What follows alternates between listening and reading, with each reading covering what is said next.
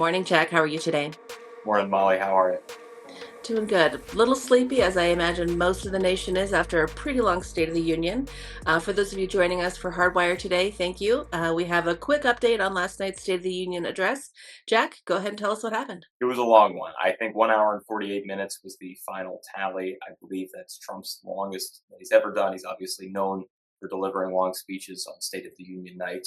No specific mention of small businesses during the speech, although economics were certainly top of mind.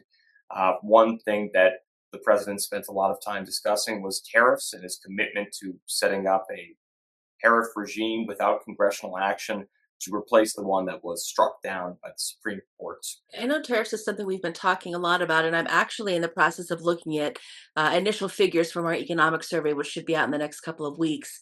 And what we saw is that two-thirds of small businesses have seen increased prices, and among those, 75% attribute that directly to increased tariffs. And so I think tariffs are definitely something that pose a pretty big concern for small businesses.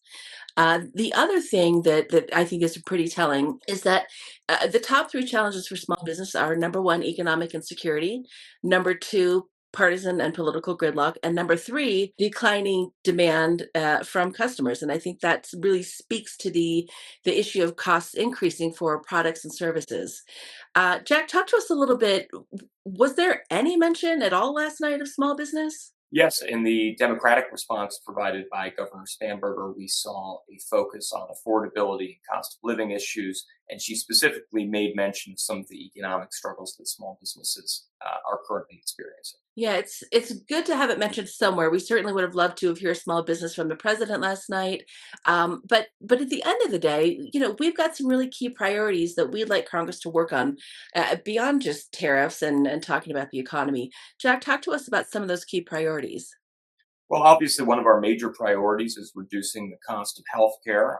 Healthcare did not get extensive focus during last night's speech, although it's going to be a key issue driving the midterms later this year. Other priorities of ours we've been advocating for involve the repeal of the Corporate Transparency Act, increasing access to capital opportunities for small businesses, and of course, our continued efforts to reauthorize the SBIR program, of which we are anticipating action taking place this week. Well, Jack, thank you for joining me very early this morning. As always, it's nice to talk and appreciate the quick update. Thanks, Molly. Talk soon. Bye.